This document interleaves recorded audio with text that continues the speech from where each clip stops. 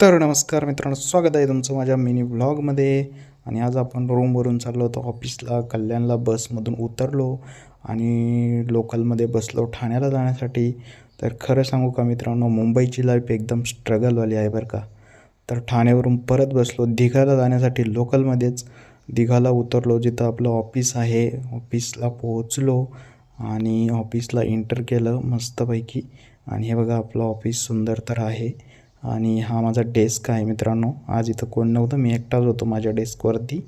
आणि मस्त डेस्कवरती थोडंसं काम केलं, टाईमपास केला.